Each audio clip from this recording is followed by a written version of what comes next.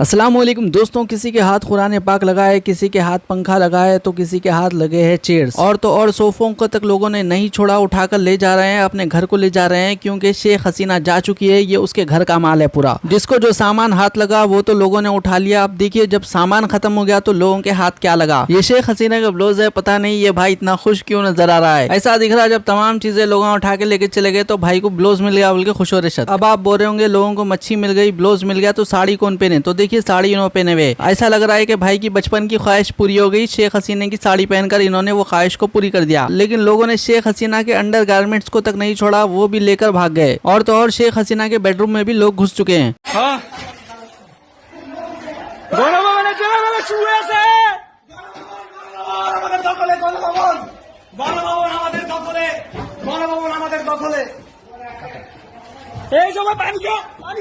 और ये बाजी की तो किस्मत खुल गई, इनको मिला है डियोर का बैग। अब थोड़े लोग आके कमेंट करते हैं अरे वो क्या, मेरे पास भी है डियोर का बैग। बोले तो देखिए आपके पास कॉपी है, ये ओरिजिनल है। शेख हसीना बांग्लादेश की प्राइम मिनिस्टर थी। शेख हसीना अभी बांग्लादेश छोड़कर भाग चुकी है। बताया ये जा रहा है कि वो उसकी बहन के साथ इंडिया आ चुकी है। बांग्लादेश में कई सालों से हसीना का राज था। ये काफी ज्यादा जुल्म करती थी। जो भी इसके खिलाफ बोलता था उसको या तो जेल को भिजवा देती थी या तो मरवा देती थी, या फिर झूठे मुकदमा दर्ज कर अपने जो पॉलिटिकल ओपोनेंट्स रहते थे उन लोगों को जेलों को भिजा देती थी। लेकिन शेख हसीना की एक छोटी सी गलती इसके ऊपर भारी पड़ गई। ये अपनी एक जिद के ऊपर अड़ चुकी थी, किसी की नहीं सुन रही थी, अपनी चलाना चाह रही थी। इसकी एक जिद और गलती की वजह से इसकी अभी हुकूमत जा चुकी है। ये दर बदर के ठोकर खाने पे मजबूर हो चुकी है। और इसने यूके के वीजा के लिए भी अप्लाई किया था, लेकिन यूके वालों ने रिजेक्ट कर दिया है। इस तरह की इन्फॉर्मेशन मिली है। आखिर क्या गलती थी शेख हसीना की जिसकी वजह से इसकी गवर्नमेंट जा चुकी है, वो सुनकर आप हैरान हो जाएंगे। बांग्लादेश पहले ईस्ट पाकिस्तान हुआ करता था। ईस्ट पाकिस्तान को आज़ाद कराने के लिए पाकिस्तान के लोगों से खुद बांग्लादेश के कुछ लोग लड़े थे। उन लोगों को बांग्लादेश वाले फ्रीडम फाइटर्स बोलते। ये शेख हसीना के बाप का पुतला है। यहाँ पर आप देख सकते हैं लोग उसके बाप के पुतले को तोड़ रहे हैं। और इसके वालिद के दौर में एक कानून आया था। उस कानून के हिसाब से जो लोग भी फ्रीडम फाइटर्स थे बांग्लादेश के, उन लोगों को 50% से ज्यादा कोटा दिया जा रहा था गवर्नमेंट जॉब्स में। ठीक है, फ्रीडम फाइटर्स थे, उन लोगों को गवर्नमेंट जॉब्स दे रहे थे, बात समझ में आती है। लेकिन उनके बच्चों को गवर्नमेंट जॉब्स दिए।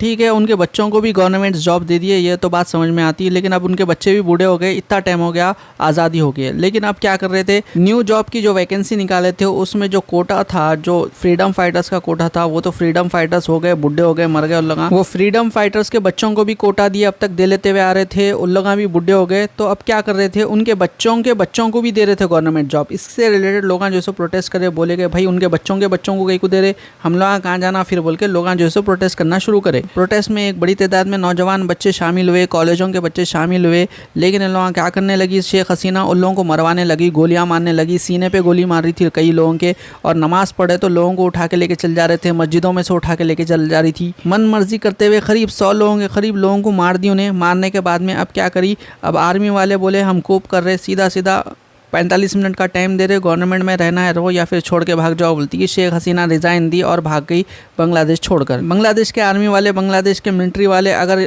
शेख हसीना को अल्टीमेटम नहीं देते थे तो और कई लोगों की उन्हें जान ले लेती थी, ऐसा हो सकता है। क्योंकि प्रोटेस्ट तो चल रहा था और शेख हसीना भी रुकने का नाम नहीं ले रही थी। इससे पहले भी 1975 में शेख हसीना के बाप के खिलाफ कूप हुआ था, जिसके बाद में शेख हसीना भागकर इंडिया आ गई थी। 6 साल तक इंडिया में रही थी। लेकिन अब की बार ये बताया जा रहा है कि शेख हसीना इंडिया में इतने लंबे टाइम तक नहीं रहेगी, बल्कि शेख हसीना दूसरे कंट्री को मूव होने वाली है। अब ये हम बता नहीं सकते कि कौन सी कंट्री जाएंगी। कौन सी भी कंट्री असाइलम नहीं देते बोले तो फिर उनको यहीं पे रहना पड़ता। और अगर इंडिया वाले भी बोल दिए नहीं यहाँ पे नहीं रख लेते बोले तो वापस बांग्लादेश जाना पड़ता। और अपोजिशन के जितने भी लीडर्स बांग्लादेश की जेल में कैद थे उनको भी अभी छोड़ दिया जा रहा है, ऐसा बताया जा रहा है। न्यूज़ के रिपोर्ट्स आए हैं। अगर उन लोगों को भी छोड़ दिया जाता है तो फिर शेख हसीना वापस जाएंगी, तो शेख हसीना के ऊपर मुकदमात चलेंगे, फिर शेख हसीना जेल को जा सकती है। और शेख हसीना इतनी बेवकूफ़ तो नहीं है कि वापस बांग्लादेश जाए और खुद के ऊपर मुकदमात ले। और हो सकता है कि शेख हसीना को भी फांसी की सज़ा हो जाए, क्योंकि शेख हसीना के दौर में कई लोगों को फांसी सुना दी जाती थी। छोटी छोटी बात पर आम लोगों के ऊपर बहुत ही ज़्यादा जुल्म कर रही थी। लेकिन हर जालिम का टाइम आता है, जैसा कि शेख हसीना का आ चुका है।